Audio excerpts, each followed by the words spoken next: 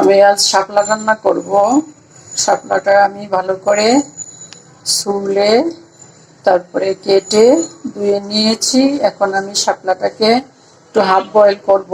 শাপলার মধ্যে একটা কষ থাকে, কালো শাপলার মধ্যে এক ধরনের কালো কষ থাকে, ভাপ দিলে কষটা বের হয়ে আসে কালো পানির মতো। আমি প্রথমে শাপলাটাকে ভাপ দিয়ে নিব। আসসালামু আলাইকুম, welcome back to my channel. সম্মানিত ভিউয়ার্স, আমি আজ রান্না করব শাপলা ডাঁটা। শাপলাটা আমি ভাপ দিয়ে কালো পানিটা ফেলে দিচ্ছি। ভাপ দিয়ে ঠান্ডা পানির মধ্যে দিয়ে দিছিলাম, দিয়ে তারপরে কালো পানিটা ফেলে দিচ্ছি। আমি শাপলা ডাঁটা রান্না করব আজকে রূপালি ইলিশ দিয়ে।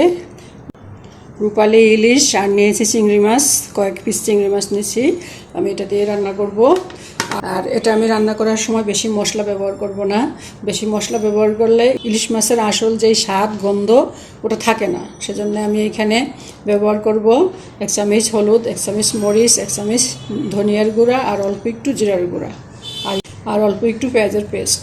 ফোড়ন দেওয়ার জন্য 1 মুঠো কাটা পেঁয়াজ। এই চলুন আমরা কিচেনে যাই, শুরু করি।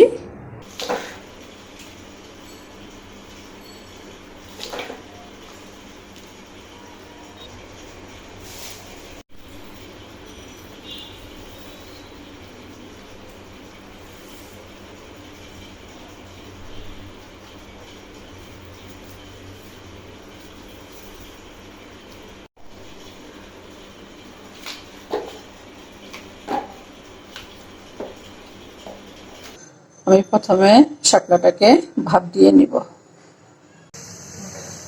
পানিগুলো এসে গেছে, আমি এখন শাপলাটা দিয়ে দিব।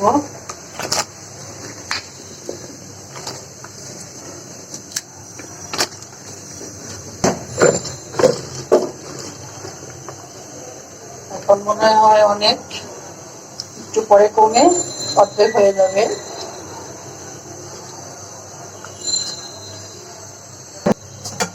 একটু ডেকে দিব।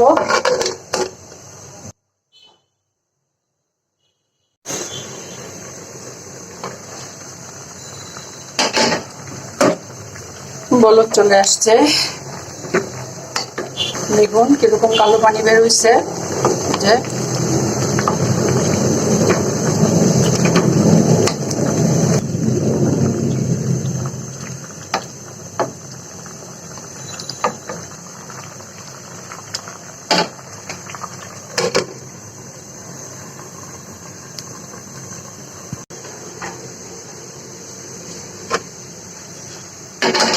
শাপলাটা হয়ে গেছে, আমি এখন নামিয়ে নিব। আমাদের এখানে ঠান্ডা পানি আছে, আমি ঠান্ডা পানির মধ্যে দিয়ে দিব শাপলাটা।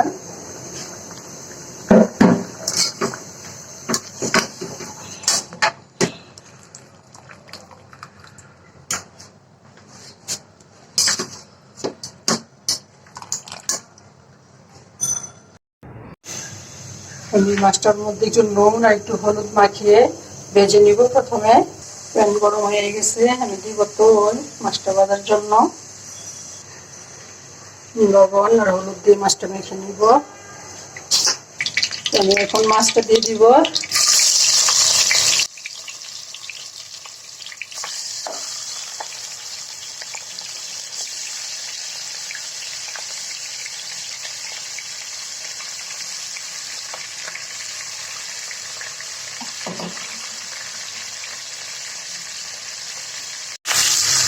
মাছটা উল্টিয়ে দিব আমি।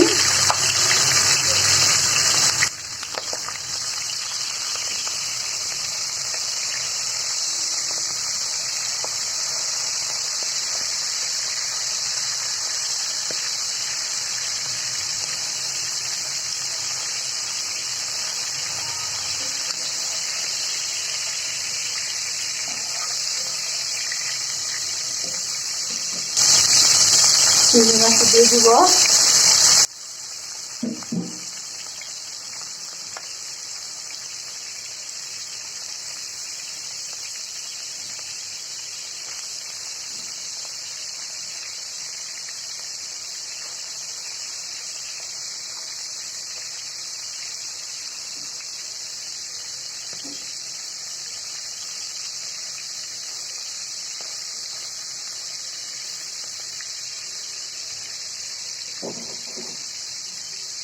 মাছটা সব উঠিয়ে নেব।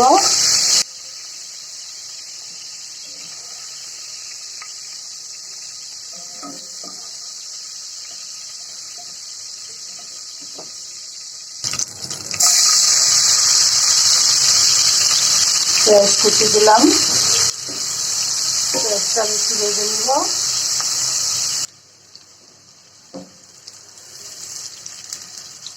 পেঁয়াজটা ভাজা হয়ে গেছে, এখন দিব একটু পানি, মশলাটা কষিয়ে নিব পানি দিয়ে। দিব একটু পেঁয়াজের পেস্ট, 4 চামচে 10 চামচ পরিমাণ পেঁয়াজের পেস্ট দিলাম। আমি মাছ ভাজার সময় লবণ দিচ্ছি, সেই জন্য আমি আপনার বেশি লবণ দিব না। গুঁড়া মশলা দিব, হলুদ গুঁড়া আধা চামচ, ধনিয়ার গুঁড়া 1 চা চামচ, জিরার গুঁড়া দিব 4 চামচে 3 ভাগের 1 ভাগ, বেশি দিব না, জিরার গন্ধটা বেশি স্ট্রং, সেই জন্য আমি অল্প দিলাম। আর দিব আধা চামচ মরিচের গুঁড়া।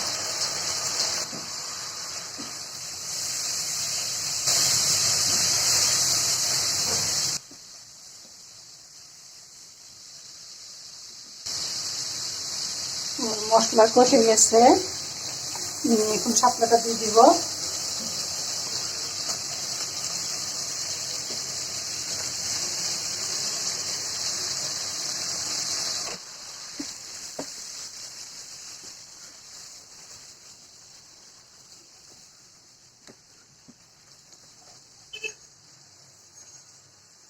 শাপলার সাথে মশলাটা মেশানোর জন্য আমি একটু ঢেকে দিব।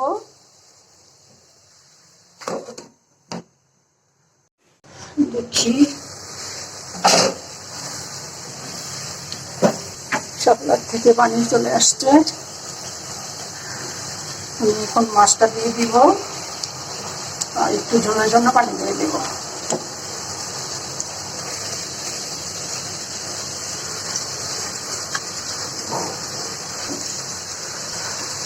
ভেজে রাখা মাছটা দিয়ে দিচ্ছি।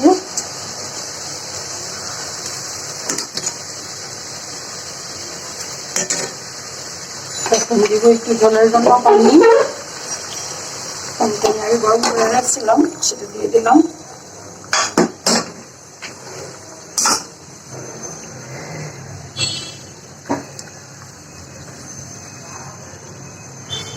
ফিরে আসছি 5 মিনিট পর, দেখি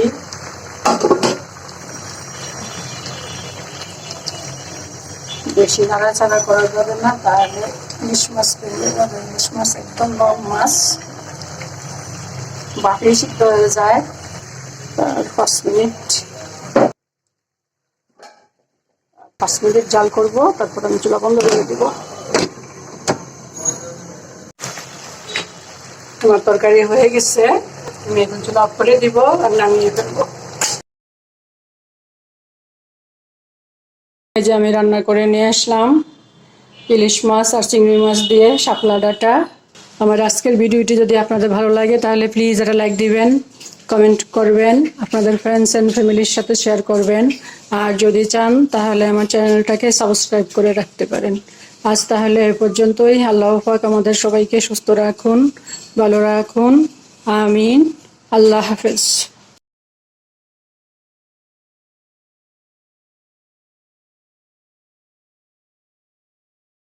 একটু শাপলা ডাঁটা আর একটু লাল কাঁচামরিচ দিয়ে আমি একটু ডেকোরেশন করলাম। এই তো রান্নাটা খুবই মজা হয়, শাপলা ডাঁটা দিয়ে ইলিশ মাছ, চিংড়ি মাছ খুবই মজা লাগে খেতে। আপনারা করে খেয়ে দেখবেন।